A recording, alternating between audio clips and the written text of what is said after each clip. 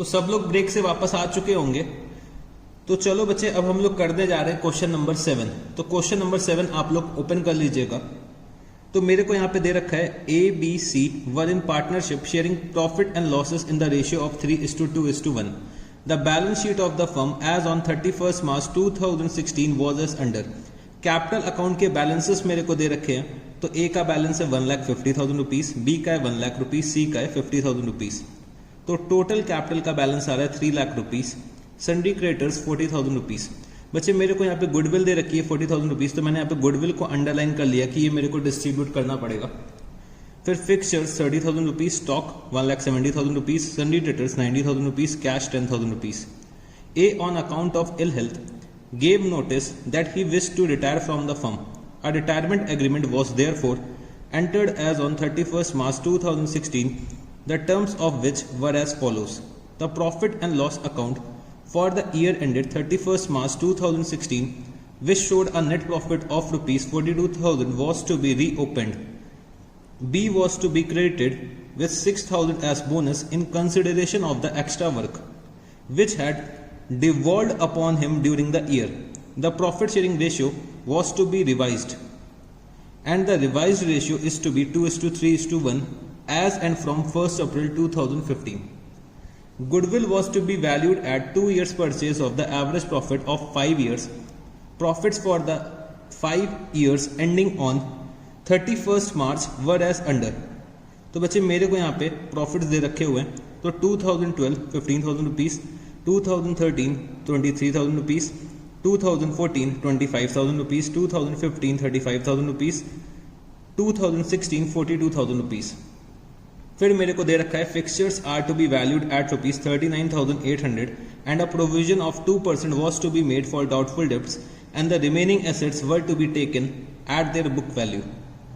That the amount payable to A shall be paid by B. B and C agreed as between themselves to continue the business sharing profit and losses in the ratio of 3:1 and decided to eliminate goodwill from the balance sheet, to retain fixtures in the books at the revised value and increase the provision for doubtful debts to 6%. Total capital of the firm will be rupees 3 lakhs as before, to be maintained in new ratio as between B and C. You are required to give necessary entries to give effect to the above arrangements. Prepare capital accounts of the partners, cash account and balance sheet of B and C after giving effect to the above arrangements on the retirement of A. तो बच्चे मेरे यहाँ पे 3 partners हैं A, B and C, जो लोग profit और losses share करते थे इन द रेशियो ऑफ 3:2:1। तो मेरे को यहाँ पे बैलेंस शीट दे रखी हुई है। तो यहाँ पे जो मेरे पार्टनर है ए, वो फर्म से रिटायर होना चाहते हैं on account of ill health. तो ए जो है वो बीमार रहते हैं और वो फर्म से रिटायर होना चाहते हैं। तो ए जो है वो रिटायर हो रहे हैं 31 मार्च 2016 को। तो 2016 को एक रिटायरमेंट एग्रीमेंट बनाया गया। तो बच्चे एग्रीमेंट में ये दे रखा हुआ है कि जो हम लोगों ने प्रॉफिट डिस्ट्रीब्यूट कर दिया है 42,000 रुपीज का, तो वो हम लोगों ने गलत डिस्ट्रीब्यूट कर दिया है। बच्चे मेरे को डिस्ट्रीब्यूट करना चाहिए था 2:3:1 के रेशियो में, और 6,000 रुपए का बोनस देना था बी को। तो 6,000 रुपए का बोनस देना था बी को, और हमें प्रॉफिट्स डिस्ट्रीब्यूट करना था इन देयर रिवाइज्ड रेशियो जो है हमारा 2:3:1। तो हम लोगों ने प्रॉफिट्स डिस्ट्रीब्यूट कर दिए इन द रेशियो ऑफ 3:2:1। तो पहले मेरे को एक रेक्टिफिकेशन एंट्री पास करनी पड़ेगी, तो जिससे कि हम लोग सही प्रॉफिट अप्रोप्रिएट कर सकें। ठीक है जी। फिर बच्चे गुडविल को हमें वैल्यू करना पड़ेगा on the retirement of A. तो गुडविल हमें वैल्यू करनी है on the basis of 2 years purchase of the average profit of 5 years। तो मेरे को 5 साल के प्रॉफिट्स दे रखे हुए हैं। फिर बच्चे मेरे को रिवैल्यूएशन करना है, तो फिक्सचर्स को रिवैल्यू करना है और मेरे को प्रोविजन क्रिएट करना है। और जो भी अमाउंट ए का निकल के आएगा वो कौन पे करेंगे? बी पे करेंगे। उसके बाद बच्चे बी और सी ने ये डिसाइड करा कि वो लोग बिजनेस को कैरी ऑन करेंगे इन द रेशियो ऑफ 3:1। ठीक है जी। और बच्चे ये लोग क्या करेंगे? गुडविल को बैलेंस शीट से एलिमिनेट कर देंगे। ये लोग क्या करेंगे? गुडविल को बैलेंस शीट से एलिमिनेट कर देंगे और फिक्सचर्स को रिवाइज वैल्यू में रख लेंगे। और बच्चे प्रोविजंस को फिर से इंक्रीज कर देंगे। तो पहले 2% पे इंक्रीज करा था, अब 6% इंक्रीज कर देंगे। Total capital of the firm will be rupees 3 lakh तो टोटल कैपिटल कितनी हो जाएगी फर्म की 3 lakh rupees as before to be maintain in the new ratio as between B and C. तो मेरे को यहाँ पे कैपिटल एडजस्टमेंट भी करना पड़ेगा और मेरे को total capital of the firm दे रखा हुआ है, तो मेरे को यहाँ पे नेसेसरी एंट्रीज पास करनी है to give effect to the above arrangements, और मेरे को यहाँ पे capital accounts of partners prepare करने हैं, कैश अकाउंट प्रिपेयर करना है और balance sheet of B and C prepare करनी है after giving effect to the above arrangements on the retirement of A. तो चलो अब हम लोग इस क्वेश्चन को सॉल्व करते हैं। तो मेरे साथ यहां पे लिखना क्वेश्चन नंबर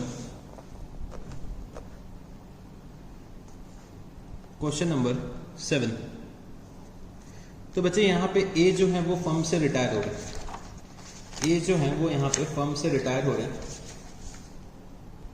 तो बच्चे ए के रिटायरमेंट में एक एग्रीमेंट बनाया गया, तो उस एग्रीमेंट के अकॉर्डिंग बच्चे हम लोगों ने नेट प्रॉफिट जो है वो गलत डिस्ट्रीब्यूट कर दिए। तो पहले मैं क्या करूंगा, अपने नेट प्रॉफिट सही से डिस्ट्रीब्यूट करूंगा।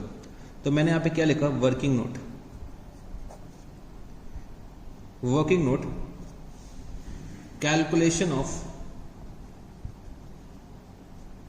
Calculation of amount to be adjusted. तो जैसे बच्चे हम लोग फंडामेंटल्स वाले चैप्टर में रेक्टिफिकेशन एंट्री पास करते थे, सिमिलर तरीके से यहां पे भी हम लोग क्या करेंगे, एक सिंगल रेक्टिफिकेशन एंट्री पास कर देंगे। ठीक है जी। तो मेरे यहां पे 3 पार्टनर्स हैं, ए बी सी और बच्चे टोटल। तो मैंने यहां पे क्या लिखा, मैंने यहां पे लिखा अमाउंट रॉन्गली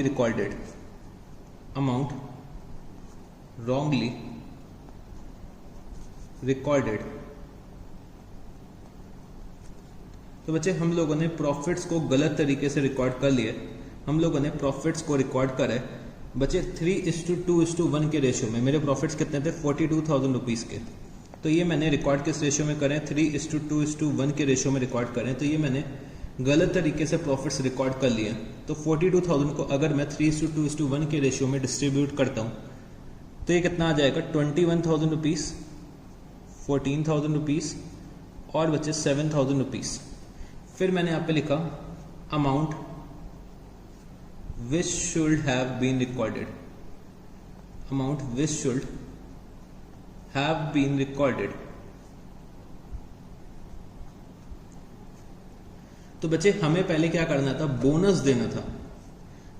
देना था बी को। तो बोनस अगर हम लोग बी को दे रहे हैं तो ये बच्चे मेरा क्या हो जाएगा, अप्रोप्रिएशन हो जाएगा। तो बोनस मेरे को देना था 6,000 रुपीज का, तो मैंने यहाँ पे लिखा 6,000 रुपीज। ठीक है जी। तो 6,000 रुपीज हम लोगों ने बोनस दे दिया बी को, और जो भी मेरा रिमेनिंग अमाउंट अब बचेगा वो हम लोग एज प्रॉफिट डिस्ट्रीब्यूट कर देंगे इन द रेशियो ऑफ 2:3:1। तो रिमेनिंग अमाउंट मेरा बचेगा 36,000, वो मेरे को डिस्ट्रीब्यूट करना है इन द रेशियो ऑफ 2:3:1। तो यहाँ पे ए का शेयर निकलेगा 12,000 रुपीज, बी का निकलेगा 18,000 रुपीज और बच्चे सी का शेयर कितना निकलेगा, 6,000 रुपीज। ठीक है जी। तो भाई यहाँ पे ए को मिलना चाहिए था 12,000 रुपीज, बी को मिलना चाहिए था 24,000 रुपीज और बच्चे सी को मिलना चाहिए था 6,000 रुपीज। ठीक है जी। तो ये टोटल कितना हो जाएगा, 42,000 रुपीज। तो ए को मिलना चाहिए था 12,000 रुपीज बट मिला कितना है, 21,000 रुपीज। तो हम लोग ए से 9,000 रुपीज क्या करेंगे, ले लेंगे। तो ए को हम लोग डेबिट कर देंगे 9,000 रुपीज से। बी को मिलना चाहिए था 24,000 रुपीज बट मिला कितना है, 14,000 रुपीज। तो बी को हम लोग 10,000 रुपीज दे देंगे, तो हम लोग बी के अकाउंट को क्रिएट कर देंगे। सी को मिलना चाहिए था 6,000 रुपीज पर मिला कितना है, 7,000 रुपीज। तो सी से हम लोग 1,000 रुपए ले लेंगे, तो सी के अकाउंट को हम लोग यहाँ पे डेबिट कर देंगे। तो बच्चे मैंने यहाँ पे एक जर्नल एंट्री फ्रेम कर ली है कि भाई बी के अकाउंट को हम लोग क्रेडिट कर देंगे 10,000 रुपए से और ए और सी के अकाउंट को डेबिट कर देंगे 9,000 और 1,000 रुपीज से। तो ये तो बच्चे हम लोगों ने एक रेक्टिफिकेशन एंट्री बना ली है। रेक्टिफिकेशन एंट्री हम लोगों ने बना ली है कि हम लोगों ने जो प्रॉफिट्स गलत डिस्ट्रीब्यूट करे थे वो अब हम लोग सही तरीके से सेटल कर देंगे। तो उसके लिए हम लोगों ने एक रेक्टिफिकेशन एंट्री बना ली है। ठीक है जी। तो रेक्टिफिकेशन एंट्री मैं अभी बाद में पास कर दूंगा, तब तक मैं और देखता हूं कि भाई मेरे को और क्या क्या एडजस्टमेंट्स करने होंगे। तो बच्चे मेरे को यहाँ पे अपने एसेट्स का रीवैल्यूएशन करना पड़ेगा। तो चलो हम लोग रीवैल्यूएशन अकाउंट बनाते हैं। अब रीवैल्यूएशन अकाउंट, रीवैल्यूएशन अकाउंट। तो हम लोग यहाँ पे रीवैल्यूएशन अकाउंट बनाने जा रहे हैं। तो रीवैल्यूएशन अकाउंट बच्चे छोटा सा बनेगा। तो यहाँ पे दे रखा हुआ है कि fixtures are to be valued at ₹39,800। तो हम लोग यहाँ पे फिक्चर्स की वैल्यू इंक्रीज कर रहे हैं 9,800 रुपीज से। तो मैंने यहाँ पे क्या लिखा, बाय फिक्चर्स। तो फिक्चर्स की वैल्यू हम लोग 9,800 रुपीज से इंक्रीज कर रहे हैं, क्योंकि मेरे को बैलेंस शीट में फिक्चर्स की वैल्यू दे रखी है 30,000 रुपीज।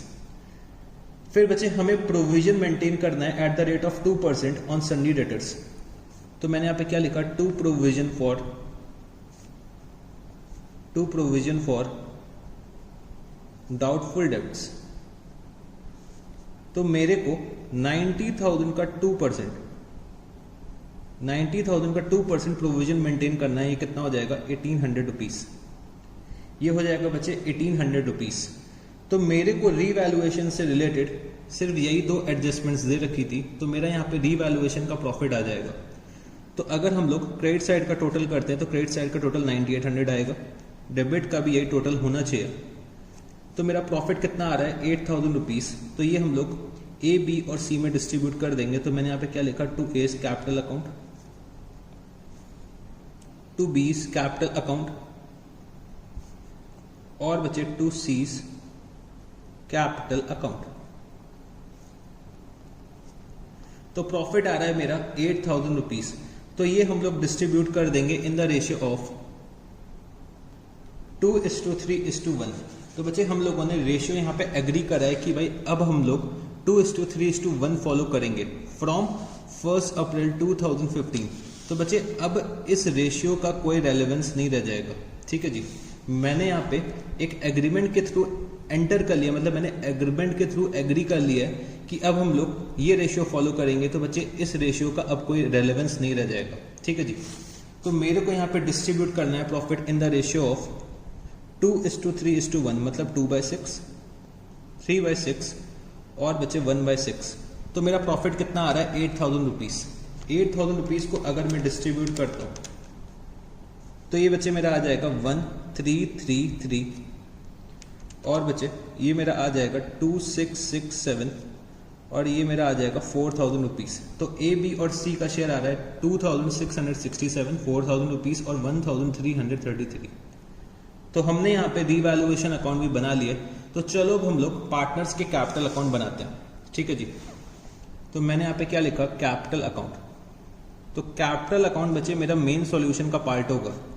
रीवैल्यूएशन अकाउंट और बच्चे हम लोगों ने जो ये चार्ट बनाया ये हमारा वर्किंग नोट का पार्ट है, ये हमारे मेन सॉल्यूशन का पार्ट नहीं है। ठीक है जी, बट कैपिटल अकाउंट मेरे मेन सॉल्यूशन का पार्ट है। तो कैपिटल अकाउंट अब हम लोग बनाने जा रहे हैं। मेरे 3 पार्टनर्स हैं, A, B and C, A, B and C. ठीक है जी, तो फटाफट से फॉर्मेट आप लोग बना लीजिएगा, फिर हम लोग कैपिटल अकाउंट शुरू करते हैं। तो बच्चे आप लोगों ने फॉर्मेट बना लिया होगा। तो मैं यहाँ पे कैपिटल अकाउंट के ओपनिंग बैलेंसेस लिख देता हूँ पार्टनर्स के। तो मैंने यहाँ पे क्या लिखा, बाय बैलेंस ब्रॉट डाउन। तो मेरे को बैलेंसेस दे रखे हुए हैं 1,50,000 रुपीज, 1 लाख रुपीज और बच्चे 50,000 रुपीज। ठीक है जी, तो बच्चे सबसे पहले मैं यहाँ पे क्या करता हूँ, मैं यहाँ पे रेक्टिफिकेशन एंट्री पास कर देता हूँ प्रॉफिट्स को एट्रीब्यूट करने के लिए, अपोर्शन करने के लिए। मतलब अब हम लोग प्रॉफिट्स को प्रॉपरली एडजस्ट कर रहे हैं, जिस पार्टनर को जितना मिलना चाहिए था उतना हम उसको प्रोवाइड कर रहे हैं। तो मैं यहाँ पे रेक्टिफिकेशन एंट्री पास कर दूंगा। रेक्टिफिकेशन एंट्री मेरी क्या बनेगी कि मेरे को ए और सी के अकाउंट को डेबिट करना है और बी के अकाउंट को क्रेडिट करना है। ठीक है जी, तो मैं यहाँ पे क्या लिखूंगा, by A's capital account, by A's capital account, by C's capital account. तो ए एंड सी बी को पेमेंट कर रहे हैं 9,000 रुपीज का और बचे 1,000 रुपीज का।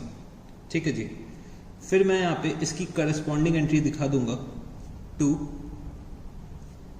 बीज कैपिटल अकाउंट, 9,000 रुपीज और बचे 1,000 रुपीज। तो मैंने यहाँ पे एक मार्क लगा दिया कि भाई ए जो है वो मेरे फर्म छोड़ के जा रहे हैं, ए मेरे आउटगोइंग पार्टनर है। तो बच्चे हम लोगों ने प्रॉफिट्स का एडजस्टमेंट कर लिया। इसके बाद बच्चे मेरे को यहाँ पे रीवैल्यूएशन प्रॉफिट डिस्ट्रीब्यूट करना पड़ेगा। तो मैंने यहाँ पे क्या लिखा, बाय रीवैल्यूएशन अकाउंट। तो रीवैल्यूएशन का प्रॉफिट आ रहा है 2667, 4000 रुपीज और बचे 1333। तो हम लोगों ने रीवैल्यूएशन का प्रॉफिट डिस्ट्रीब्यूट कर दिए। फिर बचे रिजर्व से रिलेटेड मेरे को कुछ दे नहीं रखा है क्वेश्चन में। फिर अगर हम लोग अपने नेक्स्ट पॉइंट में चलते हैं तो मेरे को अब गुडविल का डिस्ट्रीब्यूशन करना होता है। तो बच्चे अगर आप लोग देख रहे होगे एसेट साइड में मेरे को गुडविल दे रखी हुई है, ठीक है जी। और मेरे को यहां पे दे रखा है नेक्स्ट पेज में कि भाई goodwill is to be eliminated from the balance sheet. मतलब जब ए फर्म से रिटायर हो रहा है, तब बच्चे मेरे को गुडविल जो है वो एलिमिनेट नहीं करनी है। जब ए फर्म से रिटायर हो रहा है तब मेरे को गुडविल एलिमिनेट नहीं करनी है। इसका मतलब क्या हो गया, मेरे को गुडविल को रेस करना है। जब ए फर्म छोड़ के चले जाएंगे उसके बाद बच्चे मेरे को गुडविल को एलिमिनेट करना है। यहाँ पे अगर आप लोग देखोगे तो यहाँ पे मेरे से क्या बोला है कि भाई प्रोविजन हमें 2% का मेंटेन करना है on the retirement of A. But बच्चे आफ्टर द रिटायरमेंट ऑफ ए मेरे को प्रोविजन जो मेंटेन करना है वो eight the rate of 6% maintain करना है। तो बच्चे दोनों सिचुएशंस में अलग अलग ट्रीटमेंट करना है। पहले हमें क्या करना है, ए को फर्म से रिटायर करना है। उसके बाद बच्चे हमें क्या करना है, बी और सी के लिए एक न्यू फर्म स्टैब्लिश करनी है। तब मेरे को प्रोविजन कितना मेंटेन करना है, 6% मेंटेन करना है। तो ए जो बियर करेंगे बच्चे 2% का प्रोविजन का लॉस बियर करेंगे। ए जो है वो 2% का लॉस जो है वो प्रोविजन का बियर करेंगे। मतलब 2% में जो भी ए का शेयर होगा वो बियर करेंगे। बाकी जो रिमेनिंग 4% होगा वो बी एंड सी बियर करेंगे। तो इसका मतलब क्या हुआ कि भाई जो गुडविल है, गुडविल जो है वो हमें राइट ऑफ नहीं करनी है ऑन द रिटायरमेंट ऑफ ए, क्योंकि मेरे को यहाँ पे दे रखा है कि जब ए का रिटायरमेंट हो जाएगा उसके बाद हम लोग गुडविल को एलिमिनेट करेंगे बुक से। तो इसका मतलब क्या हो गया कि भाई मेरे को गुडविल रेस करनी पड़ेगी अपने बुक्स ऑफ अकाउंट्स में। और जब ए का रिटायरमेंट हो जाएगा, उसके बाद हम लोग क्या करेंगे, उसके बाद हम लोग गुडविल को एलिमिनेट करेंगे। ठीक है जी। तो पहले मेरे को गुडविल का वैल्यूएशन करना पड़ेगा। तो चलो हम लोग goodwill of the firm calculate करते हैं। तो मैंने यहां पे क्या लिखा, कैलकुलेशन ऑफ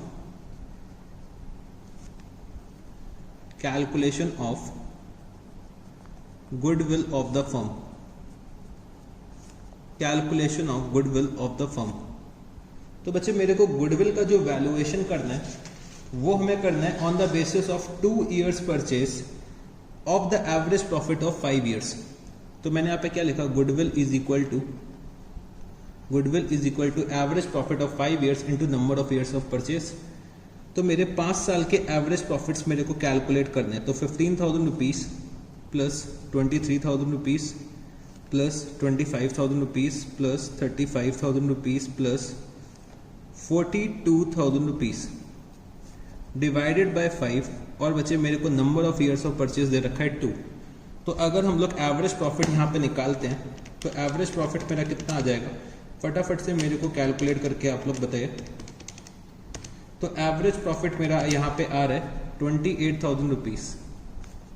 तो इनटू 2, तो बच्चे मेरे को गुडविल ऑफ द फर्म कितनी मिल जाएगी, 56,000 रुपीज। तो गुडविल ऑफ द फर्म आ रही है 56,000 रुपीज। ठीक है जी। गुडविल ऑफ द फर्म कितनी आ रही है, 56,000 रुपीज। और गुडविल जो मेरे बुक्स ऑफ अकाउंट्स में अपेयर हो रही है वो कितनी अपेयर हो रही है, 40,000 रुपीज। तो इसका मतलब क्या हो गया कि भाई मेरे को गुडविल रेस करनी है 16,000 रुपीज से। तो अगर मैं यहाँ पे एंट्री बनाता हूँ तो एंट्री क्या बनेगी, गुडविल अकाउंट डेबिट। बच्चे मेरे को यहाँ पे गुडविल को रेस करना है। तो गुडविल अकाउंट डेबिट 16,000 रुपीज। तो गुडविल अकाउंट को मैंने यहाँ पे डेबिट करा, कितने से डेबिट करा, 16,000 रुपीज से डेबिट करा। और याद करो बच्चे, जब हम लोगों ने goodwill is to be raised and written off पढ़ा था, तो याद करो जब हम लोग गुडविल को रेस करते थे तब हम लोग ओल्ड पार्टनर्स के कैपिटल अकाउंट को क्रिएट करते थे इन देयर ओल्ड रेशियो। तो मैंने यहाँ पे क्या लिखा, 2 A's capital account, 2 B's capital account, 2 C's capital account. ठीक है जी। तो ये मेरे को क्रिएट करना है इन द रेशियो ऑफ 2:3:1। तो 2/6, 3/6 और बचे 1/6। तो 16,000 रुपीज को अगर मैं डिस्ट्रीब्यूट करता हूँ इन द रेशियो ऑफ 2:3:1, तो बी का शेयर तो बचे 8,000 रुपीज आ जाएगा, सी का शेयर आएगा 2667 और बचे ए का शेयर कितना आ जाएगा, ए का शेयर आ जाएगा 5333। तो चलो इसको हम लोग दिखा देते हैं अपने कैपिटल अकाउंट में। तो मैंने यहाँ पे क्या लिखा, by goodwill account, by goodwill account. तो यहाँ पे ए का शेयर कितना आ रहा था 5333, बी का शेयर आ रहा था बच्चे, बी का शेयर कितना आ रहा था, बी का शेयर आ रहा था 8000 रुपीज और सी का आ रहा था 2667। ठीक है जी। तो हम लोगों ने यहाँ पे गुडविल को रेस तो कर लिया। अब बच्चे हम लोग राइट ऑफ कब करेंगे, आफ्टर द रिटायरमेंट ऑफ ए, जब रिटायरमेंट हो चुका होगा ए का, तब हम लोग गुडविल को राइट ऑफ करेंगे। तो अभी मेरे को गुडविल राइट ऑफ नहीं करनी है। तो गुडविल अभी मेरे बुक्स ऑफ अकाउंट्स में 56,000 रुपीज में अपेयर हो रही होगी। फिर बच्चे गुडविल को रेस करने के बाद, गुडविल के बाद बच्चे मेरे को चेक करना है कि रिटायरिंग पार्टनर से रिलेटेड मेरे को क्या कोई और अदर एडजस्टमेंट दे रखा हुआ है। तो बच्चे रिटायरिंग पार्टनर से रिलेटेड मेरे को कोई और अदर एडजस्टमेंट नहीं दे रखा है। तो मेरे को यहाँ पे क्या दे रखा है कि that the amount payable to A shall be paid by B. तो बच्चे ए को जो भी अमाउंट पे करना है वो कौन पे करेंगे, बी पे करेंगे। तो अगर बी पेमेंट करेंगे तो याद करो, अगर हम लोग बैंक से पेमेंट कर देते तो यहाँ पे क्या लिखते थे, टू बैंक अकाउंट, बट यहाँ पे जो है वो बी पेमेंट कर रहे हैं। तो मैं यहाँ पे क्या लिख दूंगा, टू बीस कैपिटल अकाउंट। तो यहां पे ए का अमाउंट ड्यू कितना निकल के आएगा, अगर मैं क्रेडिट साइड का टोटल करता हूं, क्रेडिट साइड का टोटल करता हूं तो क्रेडिट साइड का टोटल कितना आ जाएगा, क्रेडिट साइड का बच्चे टोटल आ जाएगा 1,58,000 माइनस 9,000। तो ए को पेमेंट कौन करेंगे बच्चे, बी पे करेंगे 1,49,000 रुपीज। तो मैंने यहाँ पे क्या एंट्री पास करी होगी, A's capital account debit to B's capital account. तो ए के कैपिटल अकाउंट को तो हमने डेबिट कर दिया। अब बच्चे इसकी करस्पॉन्डिंग एंट्री मेरे को यहाँ पे दिखानी पड़ेगी। तो मैंने यहाँ पे क्या लिखा, बाय एज कैपिटल अकाउंट और बच्चे 1,49,000 रुपीज। तो यहाँ पे हम लोगों ने ए के अमाउंट का सेटलमेंट कर दिया। अब बच्चे बी और सी फर्म को कैरी करना चाहते हैं इन द रेशियो ऑफ 3:1। तो बच्चे जो इनका ओल्ड रेशियो है वही इनका न्यू रेशियो बन गया है। तो यही इनका क्या हो जाएगा, गेनिंग रेशियो भी हो जाएगा। फिर दे रखा हुआ है and they decided to eliminate goodwill from the balance sheet to retain fixtures in the books at the revised value. तो बच्चे अब मेरे को क्या करना है, गुडविल को राइट ऑफ करना है। हम लोगों ने गुडविल को रेस कर लिया था, अब मेरे को यहाँ पे गुडविल को क्या करना है, राइट ऑफ करना है। तो गुडविल हम लोग राइट ऑफ करने जा रहे हैं। तो याद करो जब हम लोग गुडविल राइट ऑफ करते थे तो बच्चे हम लोग पार्टनर्स के कैपिटल अकाउंट को डेबिट करते थे। जो भी मेरे न्यू पार्टनर्स होते थे या फिर मेरे कॉन्टिन्यूइंग पार्टनर्स होते थे उनके कैपिटल अकाउंट को हम लोग डेबिट करते थे। तो यहाँ पे मैं बी और सी के कैपिटल अकाउंट को डेबिट करने जा रहा हूं। तो मैंने यहाँ पे क्या लिखा, टू गुडविल अकाउंट। और बी और सी के कैपिटल अकाउंट को जो मैं डेबिट करूंगा वो बच्चे इन द रेशियो ऑफ 3:1 करूंगा। ठीक है जी, इन द न्यू रेशियो करूंगा। तो मेरे को यहाँ पे 56,000 रुपीज अब डेबिट करना है। तो 56,000 मेरे को डेबिट करना है इन द रेशियो ऑफ 3:1। तो मैंने यहाँ पे कितना लिखा, 14,000 रुपीज और बचे 42,000 रुपीज। तो हम लोगों ने यहाँ पे गुडविल को राइट ऑफ कर दिया। फिर मेरे को ये दे रखा हुआ है कि भाई फिक्सचर्स हमें at revised value books of accounts में रखने हैं और मेरे को प्रोविजन इंक्रीज करना है टू 6%। अब समझने की कोशिश करना बच्चे, 2% प्रोविजन ऑलरेडी मेरे बुक्स ऑफ अकाउंट्स में चल रहा है। अब मेरे को 6% प्रोविजन मेंटेन करना है। अब समझने की कोशिश करना। हम लोग आते हैं वर्किंग नोट पे। तो वर्किंग नोट नंबर 4 बच्चे, प्रोविजन ऑलरेडी मेरे बुक्स में कितना चल रहा है, हम लोगों ने अभी 2% का प्रोविजन मेंटेन करा था। कितने का प्रोविजन मेंटेन करा था, 1800 रुपीज का। अब क्वेश्चन में ये बोला जा रहा है कि प्रोविजन जो है वो आप लोग इंक्रीज कर दो टू 6%। ठीक है जी, प्रोविजन इंक्रीज कर दो टू 6%। तो पहले 2% प्रोविजन मेरा कितना आ रहा था, 1800 रुपए आ रहा था 90,000 रुपीज पे। तो अब 6% प्रोविजन कितना आ जाएगा, 5400 रुपीज। तो मेरे को प्रोविजन कितने रुपए से इंक्रीज करना है, मेरे को प्रोविजन यहाँ पे इंक्रीज करना है बच्चे 3600 रुपीज से। तो याद करो हम लोग जब प्रोविजन को इंक्रीज करते हैं, प्रोविजन को इंक्रीज करते थे तो रीवैल्यूएशन अकाउंट में डेबिट करते होंगे और यहाँ पे मेरा रीवैल्यूएशन का फिर लॉस आएगा। वो हम लोग क्या करते थे, अपने पार्टनर्स के कैपिटल अकाउंट में जाके डेबिट कर देते थे। तो यहाँ पे अगर हम लोग प्रोविजन 3600 रुपीज़ से इंक्रीज कर रहे हैं तो बच्चे ये हम लोग कहाँ पे डेबिट करेंगे, पार्टनर्स के कैपिटल अकाउंट में डेबिट कर देंगे। तो जो भी मेरे न्यू पार्टनर्स हैं उनके कैपिटल अकाउंट में मैं यहाँ पे जाके डेबिट कर दूंगा। तो मैंने यहाँ पे क्या लिखा, to provision for doubtful debts. तो 3600 रुपीज़ मेरे को डेबिट करना है इन द रेशियो ऑफ 3:1। तो ये अगर हम लोग डेबिट करते हैं तो 2700 रुपीज़ हम लोग बी को डेबिट कर देंगे, 900 रुपीज़ हम लोग सी को डेबिट कर देंगे। तो मैंने यहाँ पे प्रोविजंस भी इंक्रीज कर लिए। इसके बाद बच्चे मेरे को ये दे रखा हुआ है कि total capital of the firm will be ₹3 lakh as before to be maintain in the new ratio as between B and C. तो टोटल कैपिटल हम लोगों ने फिक्स कर दी है। टोटल कैपिटल हम लोगों ने कितना फिक्स करा, 3 लाख रुपीज़। तो ये मेरे को मेंटेन करना है इन द न्यू रेशियो। तो टोटल कैपिटल अगर 3 लाख का फिक्स करा है हमने फर्म का, तो बी और सी का कैपिटल मेरे को यहाँ पे निकालना पड़ेगा, और जो भी इनके एडजस्टेड कैपिटल बैलेंसेस होंगे वो मेरे को उससे कंपेयर करने पड़ेंगे। मतलब total capital in the new firm से मेरे को कंपेयर क्या करना पड़ेगा, एडजस्टेड कैपिटल बैलेंसेस बी और सी के, और जो भी डिफरेंस निकल के आएगा तो वो या तो पार्टनर्स घर लेकर जा रहे होंगे या फिर घर से लेकर आ रहे होंगे। ठीक है जी। तो चलो हम लोग यहाँ पे देखते हैं कि भाई कैपिटल एडजस्टमेंट का क्या रिजल्ट निकलता है। तो मैंने यहाँ पे क्या लिखा, working note number 5, capital adjustment. तो टोटल कैपिटल मेरे को पता है कितना है, 3 लाख रुपीस। वो मेरे को डिस्ट्रीब्यूट करना है इन द रेशियो ऑफ 3:1। तो 3/4 और बचे 1/4। तो मैंने यहाँ पे क्या लिखा, capital in the new firm, capital in the new firm. तो 3 लाख रुपीस मेरे को डिस्ट्रीब्यूट करना है इन द रेशियो ऑफ 3:1। तो बी का कैपिटल कितना आ जाएगा, 2,25,000 रुपीस, और सी का आ जाएगा 75,000 रुपीस। फिर मेरे को कैलकुलेट क्या करना पड़ेगा, adjusted capital balance, adjusted capital balance. तो एडजस्टेड कैपिटल बैलेंस मेरे को बी और सी का कैलकुलेट करना पड़ेगा। तो चलो हम लोग कैलकुलेट करते हैं।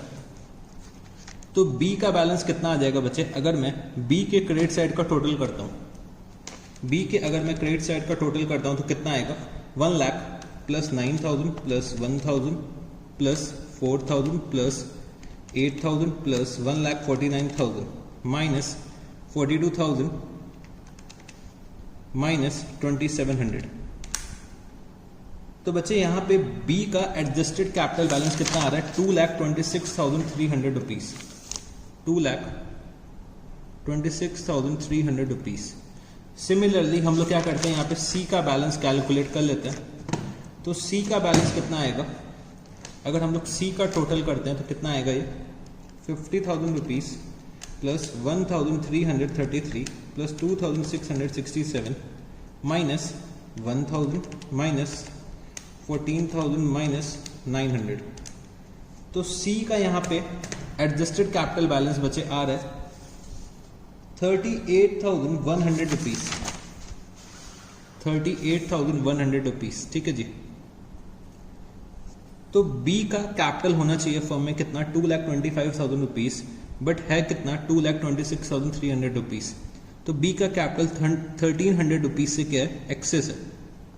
तो बी यहाँ पे 1,300 रुपीज घर लेकर चले जाएंगे, तो मेरे को यहाँ पे डेबिट करना पड़ेगा 1,300 रुपीज। ठीक है जी। और सी का कैपिटल होना चाहिए 75,000 रुपीज, बट है कितना, 38,100। तो 75,000 माइनस 38,100।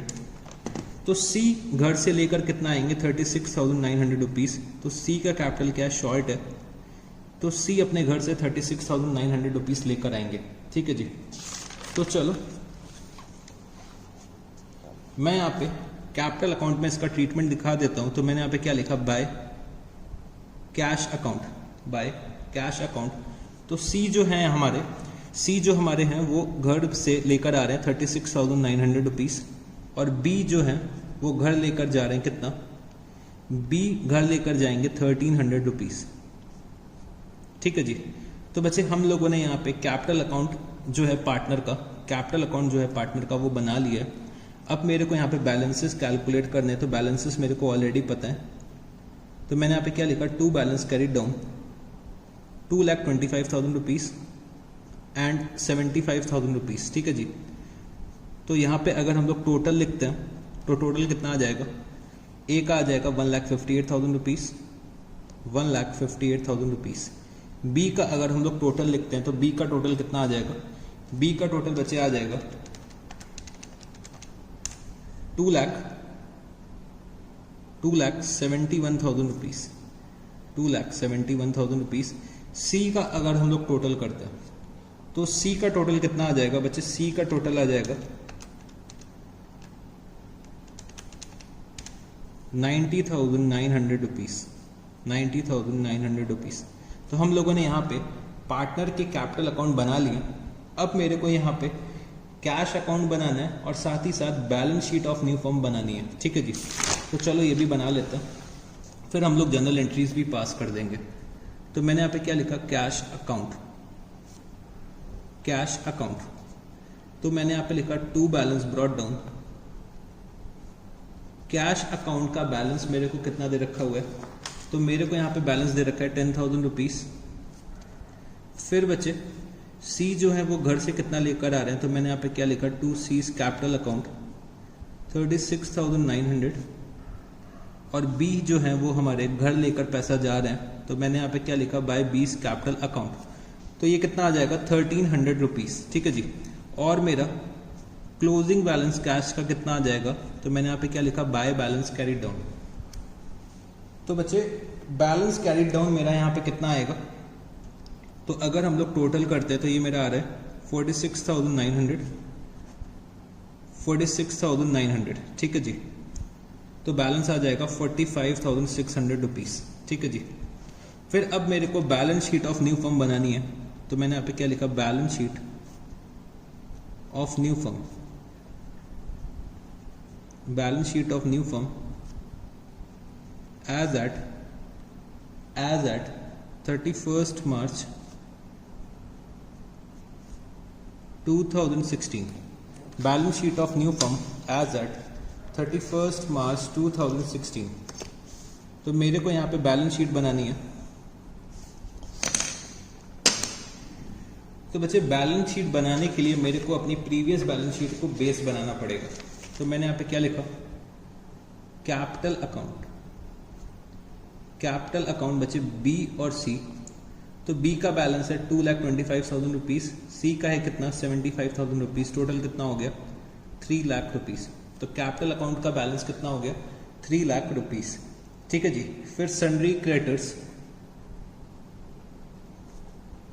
तो सन्ड्री क्रेडिटर्स के बैलेंस में कोई भी चेंज नहीं है, तो ये कितना लिख दिया मैंने 40,000 रुपीज़। फिर बच्चे गुडविल को हम लोगों ने राइट ऑफ कर दिए। मैंने यहाँ पे क्या लिखा, फिक्सचर्स। तो फिक्सचर्स को हम लोगों ने रीवैल्यू करा था 39,800 रुपीज़ पे। फिर इसके बाद स्टॉक, स्टॉक की वैल्यू है 1,70,000 रुपीज़। फिर बचे सन्ड्री डेटर्स, सन्ड्री डेटर्स। तो सन्ड्री डेटर्स का अमाउंट कितना है 90,000 रुपीज़। और हम लोगों ने प्रोविजन कितना मेंटेन करा है, 6% का प्रोविजन मेंटेन कर रहे हैं। तो प्रोविजन मेरे को यहाँ पे 6% का मेंटेन करना है, मतलब 5,400 रुपीज़। तो मेरे नेट डेटर्स कितने हो जाएंगे, नेट डेटर्स हो जाएंगे मेरे यहाँ पे 84,600 रुपीज़। ठीक है जी। फिर मैंने यहाँ पे क्या लिखा, कैश का बैलेंस, कैश का बैलेंस अभी अभी मैंने कैलकुलेट करा 45,600 रुपीज़। तो बच्चे मेरे ख्याल से मैंने सारे आइटम्स अपने बैलेंस शीट में लिख लिए। तो चलो एक बार टोटल करते हैं। तो क्रेडिट साइड का मतलब लाइबिलिटी साइड का टोटल आ जाएगा 3,40,000 रुपीज़। और अगर हम लोग एसेट साइड का टोटल करते हैं तो एसेट साइड का टोटल फटाफट से करके मेरे को बताओ आप लोग। तो एसेट साइड का टोटल आ रहा है 3,40,000 रुपीज़। तो अगर बच्चे हम लोगों ने सब कुछ सही कर रखा है तो हमारा जो बैलेंस शीट का टोटल है वो एक ही बार में टैली कर जाएगा। अब मेरे को यहाँ पे जर्नल एंट्रीज और पास करनी है, तो फटाफट से जर्नल एंट्रीज भी पास कर लेते हैं। तो मैक्सिमम जर्नल एंट्रीज तो बच्चे मैं आपको ऑलरेडी करके दिखा चुका हूँ, तो वही मेरे को फिर से पास करनी है। तो चलो हम लोग पास कर लेते हैं जर्नल एंट्रीज को। तो मैंने यहाँ पे क्या लिखा, journal entries, journal entries particulars, LF number amount और बचे अमाउंट। तो फटाफट से फॉर्मेट बनाइएगा आप लोग, फिर हम लोग जर्नल एंट्रीज पास करते हैं। तो बच्चे फॉर्मेट आप लोगों ने बना लिया होगा, तो अब हम लोग शुरू करते हैं। तो सबसे पहले मेरे को यहाँ पे रेक्टिफिकेशन एंट्री पास करनी पड़ेगी। तो रेक्टिफिकेशन एंट्री में बच्चे हम लोग ए के कैपिटल अकाउंट को डेबिट करेंगे, A's capital account debit, C's capital account debit to B's capital account. तो हम लोग यहाँ पे ए के कैपिटल अकाउंट को डेबिट करेंगे 9000 से, सी के कैपिटल अकाउंट को डेबिट करेंगे 1000 से, और बी के कैपिटल अकाउंट को क्रेडिट करेंगे 10,000 रुपीज से। तो मैंने यहाँ पे नरेशन लिख दिया, being adjustment entry passed, being adjustment entry passed. तो हम लोगों ने यहाँ पे प्रॉफिट्स का रेक्टिफिकेशन कर दिए। अब बच्चे मेरे को यहाँ पे रीवैल्यूएशन दिखाना है। तो मैंने यहाँ पे क्या लिखा, रीवैल्यूएशन अकाउंट डेबिट। बच्चे रीवैल्यूएशन अकाउंट में हम लोग डेबिट कर रहे थे प्रोविजन, तो मैंने यहाँ पे क्या लिखा, to provision for doubtful debts. तो हम लोगों ने प्रोविजन इनिशियली 2% का क्रिएट करा था, वो आ रहा था 1800 रुपीज। तो मैंने यहाँ पे नरेशन क्या लिखा, being provision created, being provision created. फिर बच्चे हम लोगों ने फिक्सचर्स की वैल्यू इंक्रीज करी थी 9800 रुपीज से। तो मैंने यहाँ पे क्या लिखा बच्चे, मैंने यहाँ पे लिखा फिक्सचर्स अकाउंट डेबिट। तो फिक्सचर्स को हम लोगों ने क्रेडिट करा था रीवैल्यूएशन अकाउंट में, तो मैंने यहाँ पे क्या लिखा, टू रीवैल्यूएशन अकाउंट। तो फिक्सचर्स की वैल्यू हम लोगों ने 9800 रुपीज से इंक्रीज करी थी। तो मैंने यहाँ पे क्या लिखा, बीइंग फिक्सचर्स रीवैल्यूड। फिर बच्चे मेरा रीवैल्यूएशन का प्रॉफिट आया था, वो हम लोगों ने अपने ओल्ड पार्टनर्स में in their old profit sharing ratio distribute कर दिया था। तो revaluation account debit to A's capital account, to B's capital account, to C's capital account. तो रीवैल्यूएशन का प्रॉफिट आ रहा है 8000 रुपीज, जो मेरे को डिस्ट्रीब्यूट करना है इन द रेशियो ऑफ 2/6, 3/6 और बचे 1/6। तो यहाँ पे बी का शेयर आ रहा था 4000 रुपीज, सी का आ रहा था 1333 और ए का आ रहा था 2667। तो मैंने यहाँ पे क्या लिखा, being revaluation profit, being revaluation profit distributed, being revaluation profit distributed। ठीक है जी। तो रीवैल्यूएशन का प्रॉफिट हम लोगों ने यहाँ पे डिस्ट्रीब्यूट कर दिया। फिर बचे हम लोगों ने गुडविल को रेस करा था। तो goodwill account debit, goodwill account debit to A's capital account, to B's capital account, to C's capital account. ठीक है जी। तो goodwill account debit to A's capital account, to B's capital account, to C's capital account. तो हम लोगों ने goodwill का amount increase करा था 16,000 रुपीज से। तो यहाँ पे बी का जो शेयर आया था वो 8,000 रुपीज आया था, ए का आया था 5,333 और सी का आया था 2,667। तो मैंने यहाँ पे क्या लिखा, being goodwill raised, being goodwill raised. तो बच्चे हम लोगों ने यहाँ पे गुडविल को रेज कर लिया है। अब बच्चे मेरे को यहाँ पे ये चेक करना है कि क्या रिटायरिंग पार्टनर से रिलेटेड मेरे को कोई और अदर एडजस्टमेंट दे रखा है। तो सर कोई और अदर एडजस्टमेंट नहीं दे रखा है। तो यहाँ पे ए को पेमेंट बी ने करा है। तो मैंने यहाँ पे क्या लिखा, A's capital account, A's capital account debit to B's capital account, और अमाउंट आ रहा था 1,49,000 रुपीज। और मैंने यहाँ पे नरेशन क्या लिखा, being payment made to A, being payment made to A। फिर बच्चे B और C ने फर्म को कैरी करने के लिए सोचा, तो फर्म को जब ये लोग कैरी कर रहे थे तो बच्चे इन लोगों को क्या करना था, गुडविल को एलिमिनेट करना था अपने बुक्स ऑफ अकाउंट्स में। तो अब हम लोग गुडविल को राइट ऑफ करने जा रहे हैं। तो मैंने यहाँ पे क्या लिखा, B's capital account debit, B's capital account debit, C's capital account debit to goodwill account, to goodwill account. तो गुडविल की वैल्यू आ रही थी 56,000 रुपीज और ये मेरे को डिस्ट्रीब्यूट करनी इन द रेशियो ऑफ 3:1। तो यहाँ पे B का शेयर आ रहा है 42,000 रुपीज और C का आ रहा है 14,000 रुपीज। तो मैंने यहाँ पे क्या लिखा, being goodwill return of, being goodwill return of. तो हम लोगों ने यहाँ पे गुडविल को राइट ऑफ कर दिया। फिर बच्चे मेरे को प्रोविजंस को इंक्रीज करना था। तो प्रोविजंस को इंक्रीज करने के लिए मैंने B और C के कैपिटल अकाउंट को डेबिट करा था। तो B's capital account, C's capital account debit to provision for doubtful debts. तो हम लोगों ने प्रोविजंस को इंक्रीज करा था 3600 रुपीज से, जो मेरे को डिस्ट्रीब्यूट करना है इन द रेशियो ऑफ 3:1। तो ये हो जाएगा 2700 रुपीज, ये हो जाएगा 900 रुपीज। तो मैंने यहाँ पे क्या लिखा, being provision revised, being provision revised. फिर बच्चे मेरे को अब कैपिटल एडजस्टमेंट करना है। तो हम लोगों ने टोटल कैपिटल फिक्स करा था 3 लाख रुपीज। फिर बच्चे हम लोगों ने एडजस्टेड कैपिटल बैलेंस निकाला था। तो एडजस्टेड कैपिटल बैलेंस निकालने के बाद हम लोगों ने capital in the new firm adjusted capital balance से कंपेयर करा था। फिर यहाँ पे B का एक्सेस आ रहा था 1300 रुपीज। तो मैंने यहाँ पे क्या लिखा, B's capital account debit to cash account. B जो है वो 1300 रुपीज घर लेकर जा रहा है। तो मैंने यहाँ पे लिखा, बीइंग एक्सेस कैपिटल विड्रॉन,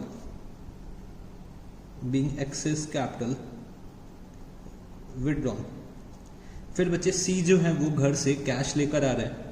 तो मैंने यहाँ पे क्या लिखा, कैश अकाउंट डेबिट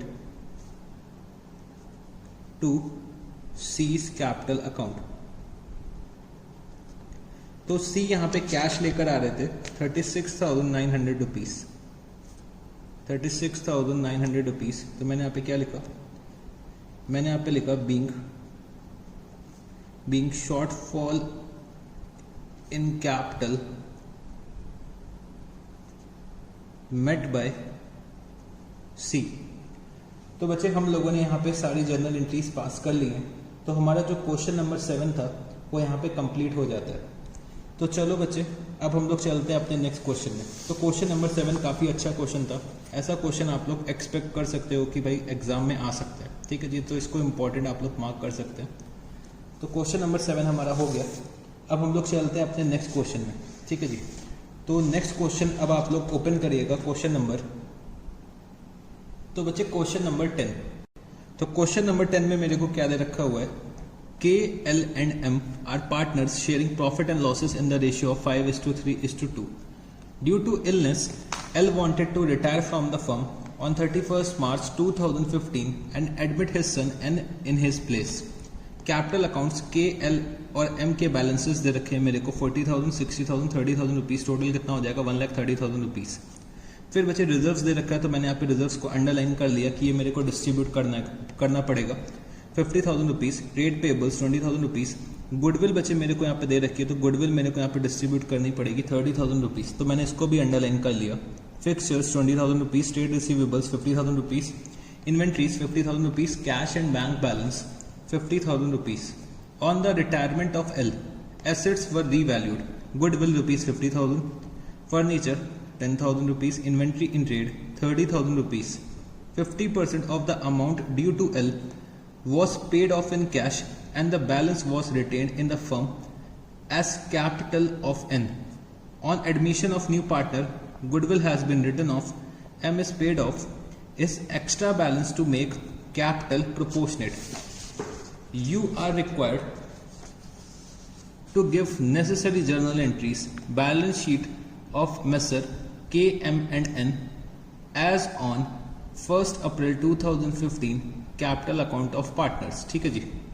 तो बच्चे मेरे को यहाँ पे जर्नल एंट्रीज पास करनी, बैलेंस शीट बनानी, कैपिटल अकाउंट्स बनाने। तो जर्नल एंट्रीज बच्चे आप लोगों के लिए क्या हो जाएगा, होमवर्क हो जाएगा।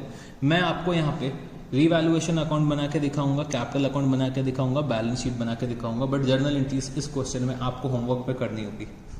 ठीक है जी। तो चलो क्वेश्चन को एक बार हम लोग फटाफट से डिस्कस कर लेते हैं, फिर स्टार्ट करते हैं। तो बच्चे मेरे 3 पार्टनर्स है के, एल एंड एम, जिनका प्रॉफिट शेयरिंग रेशियो दे रखा है 5:3:2। तो बच्चे एल जो है वो फर्म से रिटायर होना चाहते हैं ड्यू टू इलनेस। एल जो है वो बीमार रहते हैं जनरली, तो वो अपने बेटे एन को अपने प्लेस में लेकर आना चाहते हैं। तो एल फर्म से जाना चाहते हैं और उनकी प्लेस में एन जो है उनके बेटे, उनके सन, वो फर्म में आना चाहते हैं। तो बच्चे यहाँ पे रिटायरमेंट भी हो रहा है और एक नया मेरा पार्टनर आ भी रहा है। तो ये बच्चे जो क्वेश्चन है इसको हम लोग क्या बोलते हैं, रिटायरमेंट कम एडमिशन। इन क्वेश्चंस को हम लोग क्या बोलते हैं, रिटायरमेंट कम एडमिशन। एक पार्टनर का रिटायरमेंट हो रहा है और एक पार्टनर का एडमिशन हो रहा है। ठीक है जी।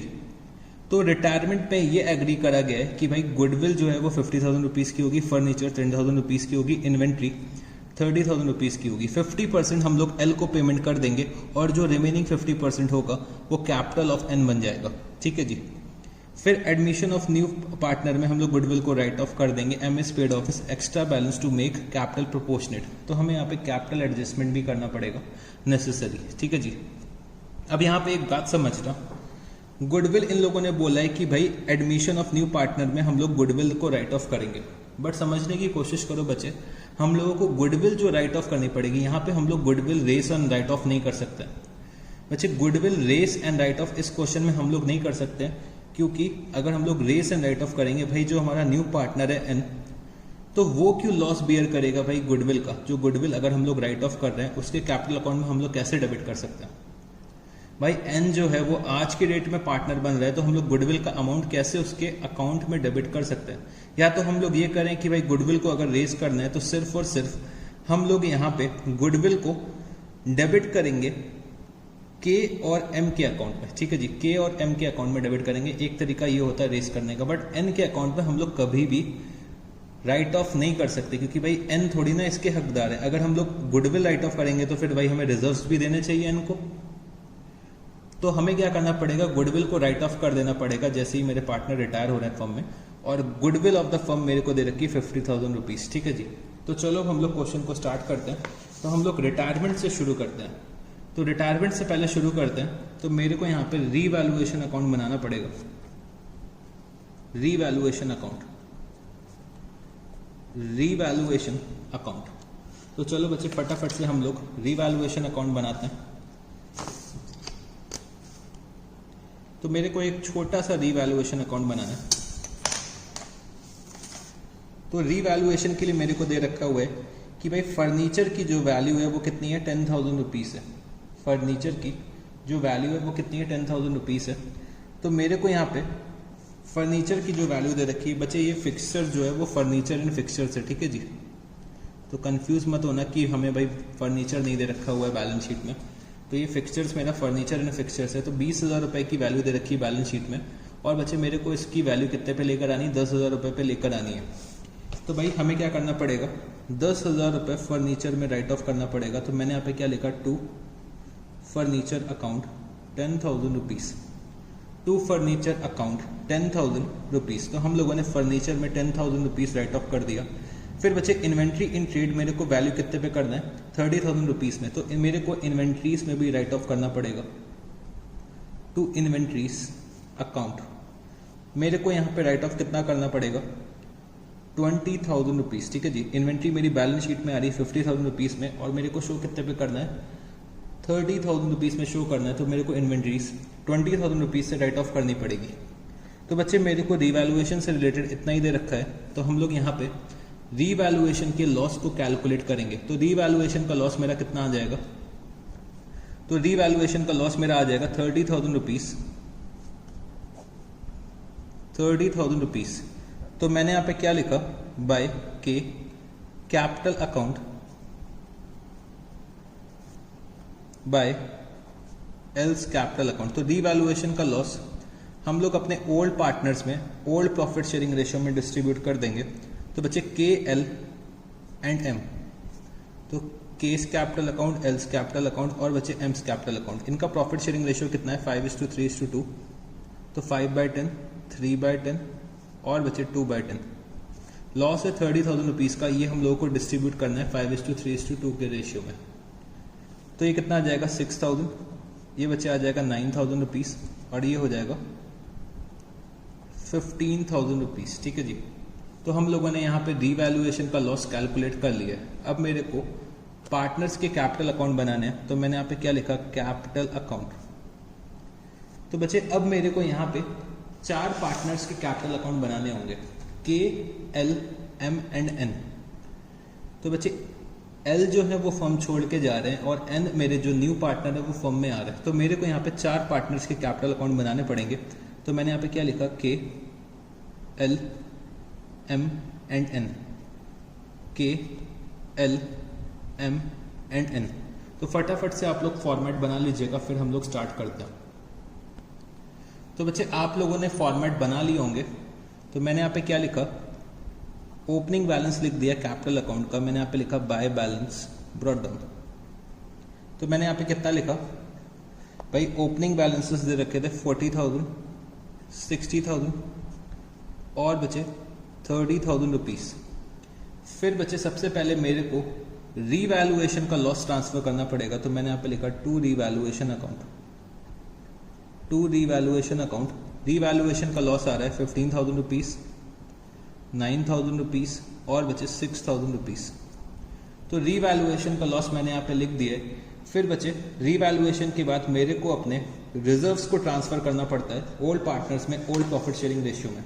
तो रिजर्व्स मेरे को दे रखे हैं 50,000 रुपीज़ के। तो मैंने यहाँ पे क्या लिखा, बाय रिजर्व्स।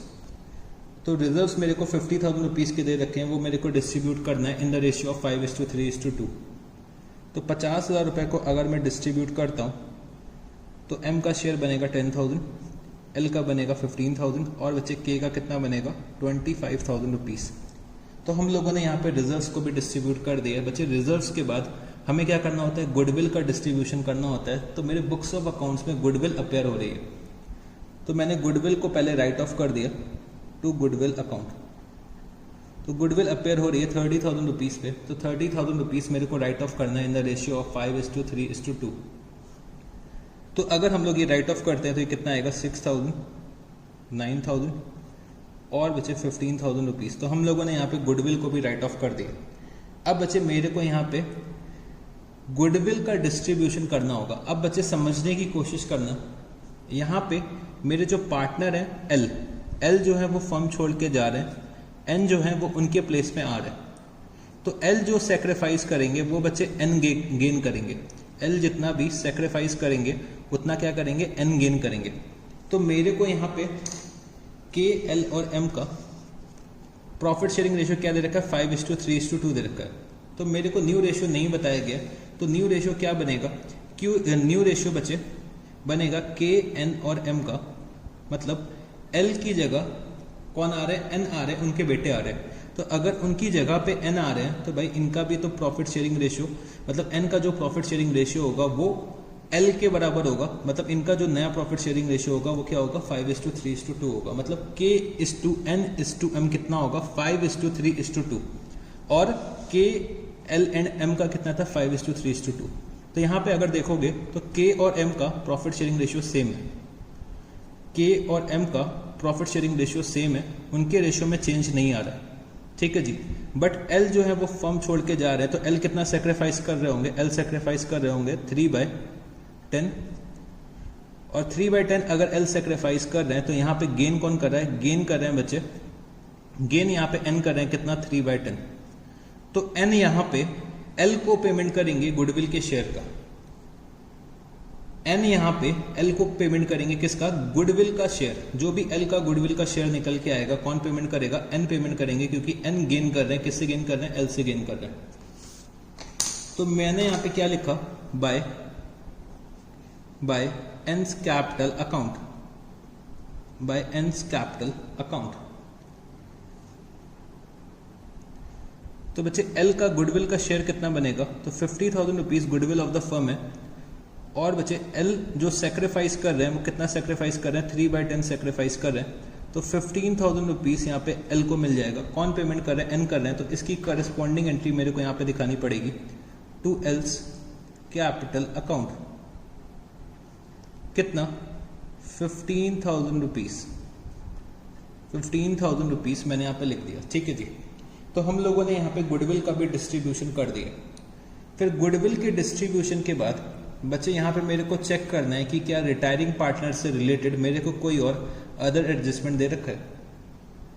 तो बच्चे रिटायरिंग पार्टनर से रिलेटेड मेरे को यहाँ पे कोई और अदर एडजस्टमेंट नहीं दे रखा है, तो मेरे को यहाँ पे रिटायरिंग पार्टनर का क्या करना पड़ेगा, पेमेंट करना पड़ेगा। तो पेमेंट के लिए मेरे को ये दे रखा है कि भाई 50% तो हम लोग अमाउंट ड्यू टू एल पे कर देंगे, और बच्चे रिमेनिंग अमाउंट हम लोग एन के कैपिटल अकाउंट में ट्रांसफर कर देंगे। हम लोग ये मान लेंगे कि 50% जो रिमेनिंग है वो एन का कैपिटल है जो एन एज एन पार्टनर लेकर आ रहे हैं, ठीक है जी। तो मैंने अगर यहाँ पे एल का शेयर कैलकुलेट करा तो एल का शेयर कितना आ जाएगा, 60,000 प्लस 30,000 90,000 रुपीज़ माइनस 18,000 रुपीज़।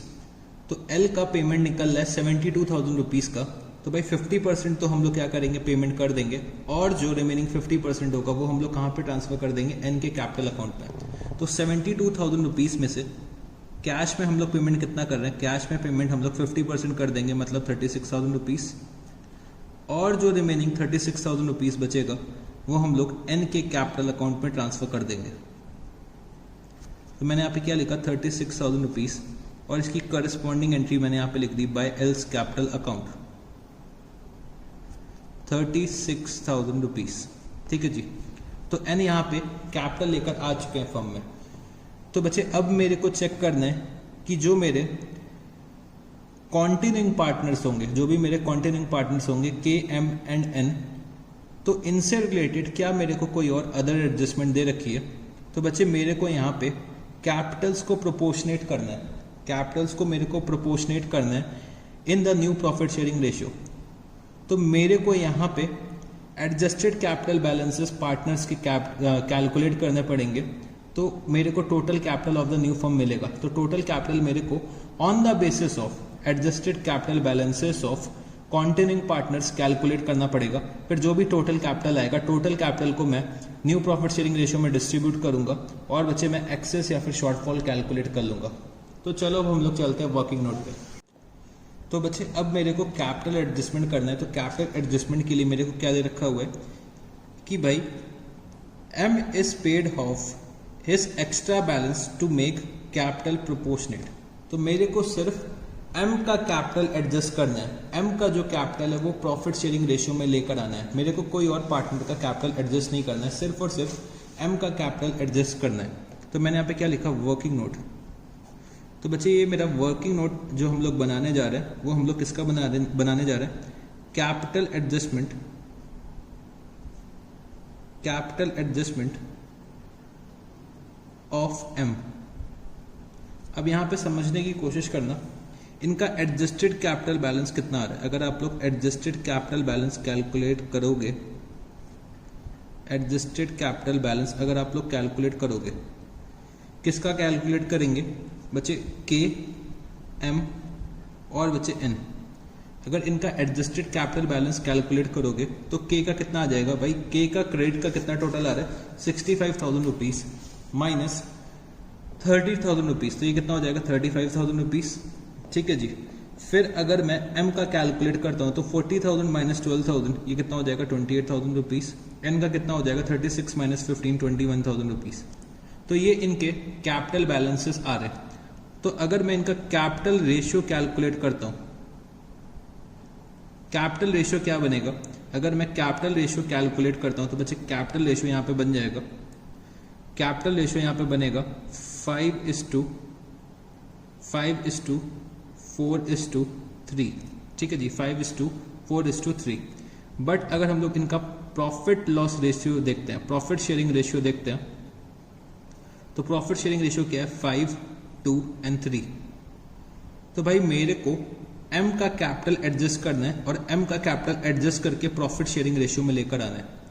तो भाई एम का कैपिटल रेशियो कितना है 4 है, तो इसको मेरे को कन्वर्ट किस में करना है, 2 में कन्वर्ट करना है। अगर आप लोग के का देखोगे तो के का कैपिटल रेशियो 5 है और प्रॉफिट शेयरिंग रेशियो भी कितना है, 5 है।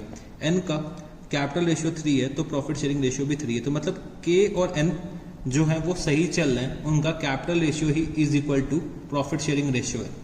बस मेरे को यहाँ पे एम का एडजस्ट करना है, तो एम का एडजस्ट करके मेरे को प्रॉफिट शेयरिंग रेशियो में लेकर आना है। तो ये मैं कैसे करूंगा बच्चे, 28,000 रुपए का कैपिटल है, 28,000 रुपए का मेरा कैपिटल है, जब मेरा कैपिटल रेशियो कितना है, 4 है। 28,000 रुपए का कैपिटल है, जब मेरा कैपिटल रेशियो कितना है, 4 है, तो मेरे को इसको कन्वर्ट कितने में करना है, 2 में कन्वर्ट करना है। तो भाई कैपिटल कितना होना चाहिए, 14,000 रुपए होना चाहिए, 14,000 रुपए होना चाहिए, और है कितना, 28,000 रुपए। तो यहाँ पे एम जो है वो एक्सेस 14,000 रुपीज घर लेकर चले जाएंगे। तो मैं यहाँ पे क्या लिख सकता हूँ, मैं यहाँ पे लिख सकता हूँ टू कैश अकाउंट। तो एम यहाँ पे 14,000 रुपए घर लेकर जा रहा है। तो ये हम लोगों ने कैलकुलेट करा है वर्किंग नोट नंबर 1 से, ठीक है जी। हम लोगों ने ये कहाँ से कैलकुलेट करा है, वर्किंग नोट नंबर 1 से कैलकुलेट करा है।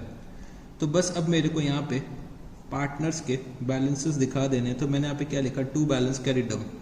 के का बैलेंस आ रहा है 35,000 रुपीज, एल फर्म से रिटायर हो चुके हैं, और बच्चे एम का बैलेंस कितना हो जाएगा, 14,000 रुपीज, एन का बैलेंस आ रहा है 21,000 रुपीज। तो चलो हम लोग यहाँ पे टोटल्स भी लिख देते हैं। तो टोटल कितना आ जाएगा बच्चे, टोटल अगर हम लोग करते हैं तो के का टोटल आ रहा है 65,000 रुपीज, 65,000 रुपीज। एल का अगर हम लोग टोटल करते हैं तो ये आ रहा है 90,000 रुपीज, 90,000 रुपीज। एम का अगर करते हैं तो 40,000 रुपीज, 40,000 रुपीज। और बचे अगर हम लोग एन का करते हैं तो 36,000 रुपीज, और बचे 36,000 रुपीज। तो चलो यहाँ पे हम लोग कैश अकाउंट भी बना लेते हैं। कैश अकाउंट अगर हम लोग बनाते हैं तो मैंने यहाँ पे क्या लिखा, 2 बैलेंस ब्रॉट डाउन। बच्चे मेरे को बैलेंस दे रखा हुआ है कितना, 50,000 रुपीज। तो 50,000 रुपीज में से मैंने पेमेंट करा है एल को, तो मैंने यहाँ पे क्या लिखा, by L's capital account, by L's capital account. तो मैंने यहाँ पे एल को कितना पेमेंट करा है, 36,000 रुपीज। और बच्चे एम को पेमेंट करा है मैंने, एम को पेमेंट कितना करा है, 14,000 रुपीज। तो मेरे बुक से कैश का बैलेंस जो है वो बचे कितना हो गया, निल हो गया। मेरे बुक्स में कैश का बैलेंस कितना हो गया, निल हो गया। तो यहाँ पे पार्टनर्स को घर से कैश लेकर आना पड़ेगा, क्योंकि कैश का बैलेंस जो है वो क्या हो चुका है, निल हो चुका है। 50,000 में से बचे हम लोगों ने 36,000 रुपये एल को पे कर दिए और 14,000 रुपये एम को पे कर दिया, ठीक है जी। अब मेरे को balance sheet of new firm बनानी है। तो मैंने यहाँ पे क्या लिखा, बैलेंस शीट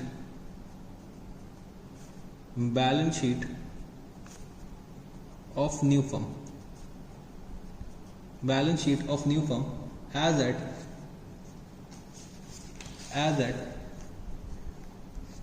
1st April 2015। तो चलो बच्चे हम लोग क्विकली बैलेंस शीट भी बना लेते हैं।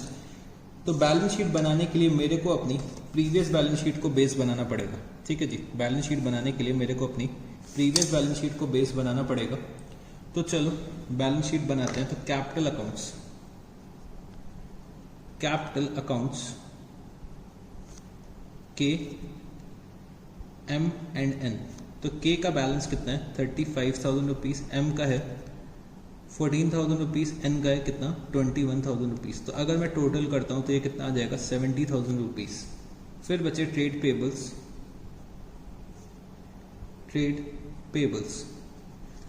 पेबल्स का अमाउंट कितना है, 20,000 रुपीज। फिर बचे फिक्सचर्स को हम लोगों ने रीवैल्यू करा था 10,000 रुपीज पे। फिर बचे ट्रेड रिसीवेबल्स।